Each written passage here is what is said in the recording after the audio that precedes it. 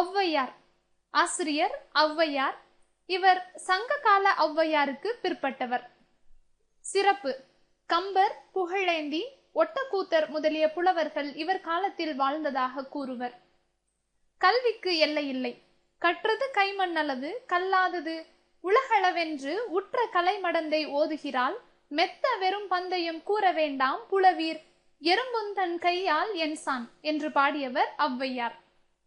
பொருள்: மெத்த மிகுதியாக, கலைமடந்தை கலைமகள், புலவீர் புலவர்களே. 14 கீழ்கணக்கு நூல்கள். முதல் நூல் கார் 40. ஆசிரியர் மதுரை கண்ணன் கூத்தனார். காலம் 5ஆம் நூற்றாண்டு. பாடல்கள் 40 வெண்பாக்கள். இது ஒரு அகநூல் ஆகும்.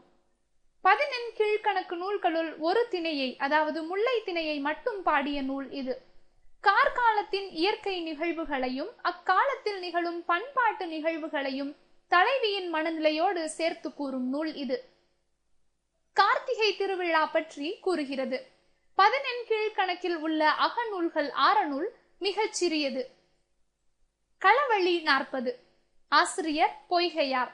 பாடல்கள் 40 பாடல்கள். 40 பாடல்களிலும் களம் என்ற சொல் வருவதால் களவழி 40 என்று பெயர் பெற்றது. 14 கீழ்கணக்கில் புறப்பொருள் பற்றி கூறும் ஒரே நூல். இந்நூல் சோழனை சிறப்பிக்கிறது. இந்நூலில் குறிக்கப்படும் மன்னர்கள் சோழன் செங்கானன், சேரன் கணைக்கால் இரும்பொறை. இது கலிங்கத்து பரணி போன்ற நூல்களுக்கு வழிகாட்டியாக அமைந்த நூல்.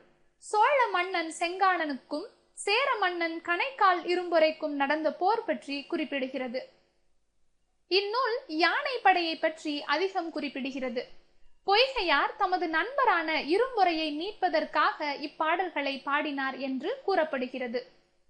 40 பாடல்களும் சோழனின் படை போர் புரிந்த காட்சிகள் பற்றி கூறுகிறது. களவழி 2 உள்ளது.